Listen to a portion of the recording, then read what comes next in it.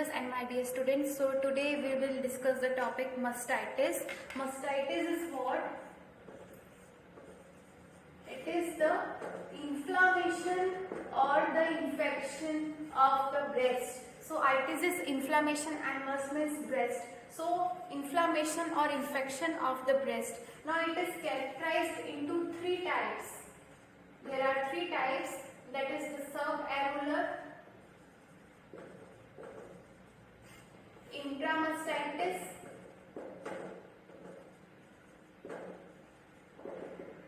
and this is retromammary mastitis.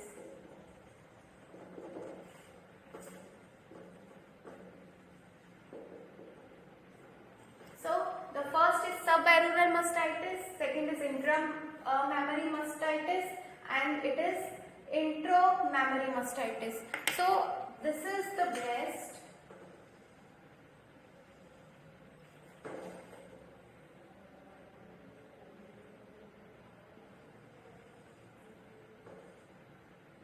And these are the major ducts and the lobules. And this is the pectoral fascia, and this is the pectoralis major muscle. Pectoralis major muscle. And these are the ribs. So if the inflammation or the infection is here around the areolar region, it is called the subarular mastitis. And if the inflammation or the infection is here, then it is called the intramammary mastitis. And if the inflammation or infection is here beneath the breast, behind the breast in the ribs or the pectoralis major and fascia region, then it is called the retromammary mastitis. So this part we have already discussed, the intramammary mastitis, also known as breast abscess. Now today we will take the first, that is the subarular mastitis, which is around the areola.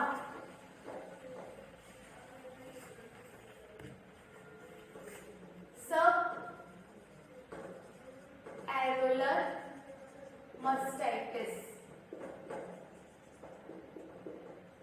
So what are the predisposing factors or the causes for the subarular mastitis? The causes.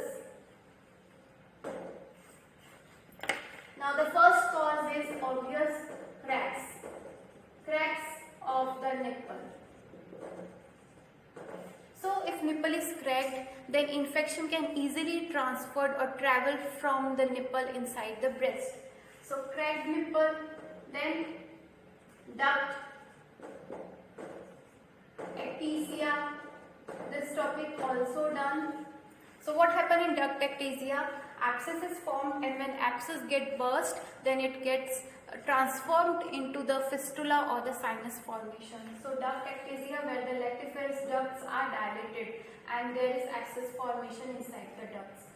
Then the third is infection of Montgomery glands. So what are these Montgomery glands? These are present inside the breast and they secrete sebum. So when this sebaceous sebaceous secretions get obstructed and are not able to come up. So Montgomery gland that secretes the sebaceous thing, that sebum, and when it gets occluded or obstructed due to the infection of the Montgomery gland. So when Montgomery glands get infected, then the fourth reason could be the furuncle of areola. So we all know that there are few hairs, little hairs present around the areola. So if any hair get infected, there could be the formation of abscess. This is known as furuncle of the areola. So in causes there could be the cracked nipple, ductectasia, Montgomery glands, that is the infection of the Montgomery glands, and furuncle of the areola. So these are the reasons or the predisposing factors for subareolar mastitis, that is the infection or the inflammation of the areola. Now, what are the clinical features? What are the clinical features? So in clinical features, obviously there is pain.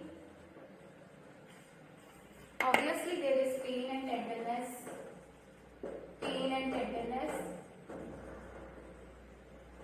Redness. Erythema. Edematous. So there will be swelling. Pain, tenderness, redness, erythema, swellings, this all are the features. So there will be obvious the first formation of the cellulitis stage, there will be redness and pain and tenderness, then there will be fluctuation because of the accumulation of the fluid, and that fluid will get transferred into the pustular discharge, the pus formation, because there will be presence of epithelium debris and also the pus cells. So this all will form the pus. So also there could be retraction of nipple. So whenever there is retraction of nipple in any case, we doubt of cancer. So in differential diagnosis, we can think of cancer, and also it resembles like the case of Paget's disease. The last topic we did was the Paget's disease. So in Paget disease, what happened? The characteristic feature in Paget's disease of the nipple was retraction of the nipple. So here in subareolar mastitis also there is retraction of the nipple. So in differential diagnosis, we have to differentiate it with the Paget's disease of the nipple. Then in investigations, we will go for the ultrasound, obviously, FNAC, because it resembles the carcinoma, and the Paget's disease of nipple is also a rare type of breast cancer, where the cancer cells are spreading slowly, gradually from, it is an invasive ductal carcinoma, okay, Paget's disease of nipple. So we will go for the FNAC and ultrasound in the investigation. Then in treatment, first we will give the antibiotics, because there is pus formation, there is pain, there is tenderness, so we will give antibiotics to resolve all things. Obviously there will be fever also, because it is an infection, so we will give antibiotics to resolve the fever, the swelling, the pain. Then if antibiotics don't work, then we go for the surgery. In surgery, because it is a subareolar mastitis, concentrate here. This is what? Subareolar mastitis. The mastitis is what? The inflammation and this infection or the inflammation is present around the areola. So we have to treat that area, the areola region. So we have to give subareolar incision here.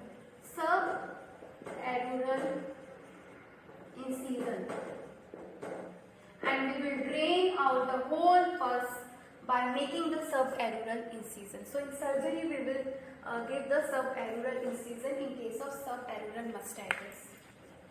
Now the second is intramammary mastitis. Intramammary mastitis. This topic we have already taken. It is also known as breast abscess. The second name is breast abscess. So what happened here is the abscess is formed here in the breast area, inside the mammary gland. Abscess is formed here. So in intramammary mastitis, the breast abscess, we have already done what were the precipitating factors, that if mother is lactating, if she is not properly maintaining the hygiene, not cleaning the mouth of the baby after feed, or if baby catches any infection, then the infection will easily travel from the cracked nipple into the breast. Then there was also the hematogenous spread when hematoma gets infected, and the culprit was Staphylococcus aureus. Then what happened? The clinical features were what? There was thrombing pain. Thrombing pain के साथ में क्या था? Tenderness, browny induration, hardness थी, and there was discharges, purulent discharges from the nipple, and ulceration and necrosis laterwards, also retraction of the nipple. So in differential diagnosis क्या था? Carcinoma of the breast. We have done this topic and I am just taking a quick revision because it is very important question and you should have the knowledge of it. So in differential diagnosis it was carcinoma of the breast. Then medicines, the antibiotics and treatment. What were the antibiotics? Cephalosporin, amoxicillin and fluoxetine. And after giving the antibiotics क्या बनता था? Antibiotics देने के बाद में complication में antibioma. We have done this topic also. So to understand antibioma, to understand breast abscess, please watch my previous classes where I have made special video on this breast abscess also, and have made a special video on antibioma also, how to treat antibioma, that is the complication after taking the antibiotics. Sterile pus is localized and hard cyst is formed where there is no pain, no tenderness, no other symptoms present. So and we have taken the surgery part also. Incision इसमें कैसा देना था? breast के अंदर incision is made here and a counter incision is made here, and then a drain is introduced. So we have done all these things.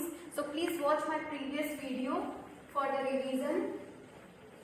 Now it was the intramammary mastitis, which was divided into the lactational breast abscess and non-lactational breast abscess. Now the third type is retromammary mastitis. Retromammary mastitis. So a retromammary mastitis is what?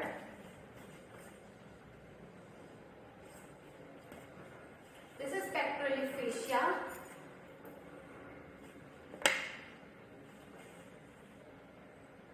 This is the muscle, pectoralis major muscle, and these are the ribs. So when the inflammation or the infection is here in that area, this pectoralis major and fascia, this area. So this is retromammary mastitis.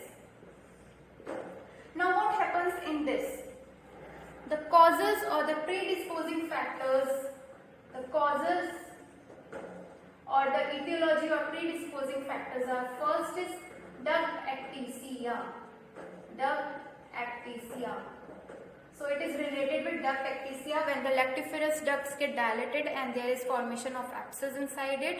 And why there is formation of abscess? Because the reason is not yet known clearly, but many says that first the ducts get blocked, then there is dilatation, and many says that first ducts get dilated and then there is obstruction. So there is controversies, but there is relation. Both things may coexist. There is dilatation and obstruction and the abscess formation. The second reason is subarular infection or the periarural infection. You can also say periarural infection. So infection is around the arular region. So these are the two reasons for this retromammary mastitis. Also, there could be the TB, that is the tuberculosis of the ribs beneath the breast. These are the ribs. So there is tuberculosis of the ribs. There is tuberculosis of intercostal lymph nodes. There could be also the separation of intercostal lymph nodes. Also there could be the reason empyema necessitans. Empyema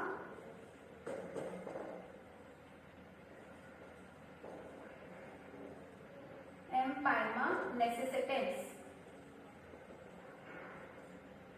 Also, the last reason could be the hematogenous spread, that is the infected hematoma. So, these are the reasons or the causes for retromammary mastitis. Now, it is related with the tuberculosis of the intercostal lymph nodes. So, always just get clicked in your mind whenever this name comes, retromammary mastitis means the inflammation or infection is in the papillus major or the fascia region, and it is related to the tuberculosis of the ribs or the intercostal lymph nodes, or the empyema necessitans, or could be the reason hematogenous spread. So for investigations, we will go for chest X-ray. Why? Because here the reason, the cause for retromammary mastitis is tuberculosis. So chest X-ray, ultrasound of the breast and chest wall, ultrasound, then MRI, then the CT scan, also the peripheral smear,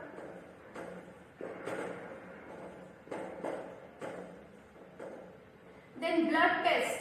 In that CBC, that is the complete blood test, and ESR, that ESR is for what? For checking the infection. Okay? So ESR, CBC, peripheral smear, CT scan, ultrasound, chest X-ray. Beside this, FNAC. So we will do all these investigations in case of retromammary mastitis. And in treatment, because it is related with tuberculosis, so we have to treat the cause first. If we will not remove the cause, then disease will not get cured. So we have to remove the tuberculosis first, whether it is the tuberculosis of intercostal lymph nodes or the tuberculosis of the ribs beneath the breast or behind the breast. So in treatment, first we will give the antibiotics and will treat the cause. So we will give medicines against the TB. We will check the vital signs and will give the medication accordingly. Then in operation, in surgery, if the medicines don't work, then we will go for the surgery. Surgery is the second option always. Keep it as a second option always. First, always go for the antibiotics. So first we will try by antibiotics. If this doesn't work and the fever is still, the infection is still, and the other symptoms are still. See, this is a retromammary mastitis. So obviously there is infection. So in clinical features, there will be obvious the presence of redness, erythema, swelling, lump, cyst, discharge. So and fever, because it is an infection. So there will also there will be the presence of fever also. So in treatment, we have to give antibiotics, and if these medicines don't work, then we will think of surgery. Because it is a retromammary mastitis, so incision will be. Incision कैसा होगा? रेट्रोमेमरी mastitis है तो रेट्रोमेमरी incision और either the sub memory incision. In case of retromammary mastitis, if antibiotics don't work, then we will go for the surgery. We will drain out the pus by making the retromammary incision or either the submammary incision.